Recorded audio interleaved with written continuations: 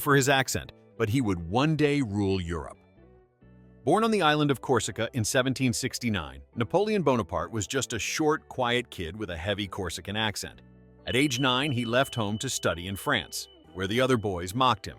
But Napoleon didn't fight back. Instead, he buried himself in books, military history, math, strategy. He didn't want revenge, he wanted power, and he was just getting started. During the chaos of the French Revolution, Napoleon's opportunity came. In 1793, at Toulon, he seized a key port from royalists with brilliant artillery tactics. He was promoted on the spot. Soon, his Italian campaign turned him into a national hero. At just 27, his bold strategies crushed Austrian forces. Napoleon rewrote the art of war, becoming a rising political force. In 1799, the Directory, the French government, was weak and unpopular. With precision and timing, Napoleon orchestrated the coup of 18 Brumaire. He established the consulate, placing himself as first consul.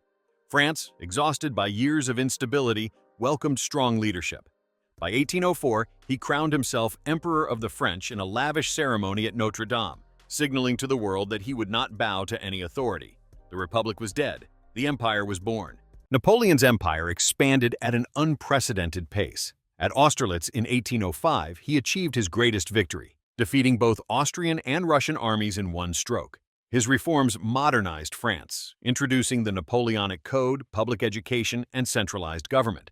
But his continental system, aimed at weakening Britain through economic isolation, began to falter.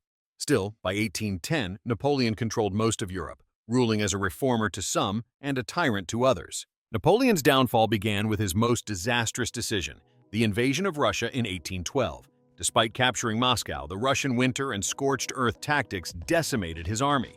From over 600,000 troops, fewer than 100,000 returned. His allies abandoned him, and by 1814, Paris fell to the Allies. Napoleon was forced to abdicate and exiled to Elba. But this was not the end of his story.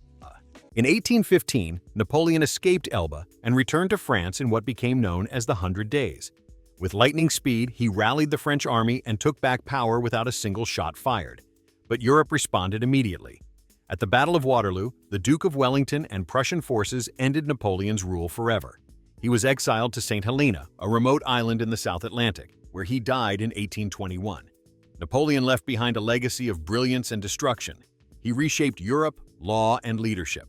He was not just a man, he was a force of history.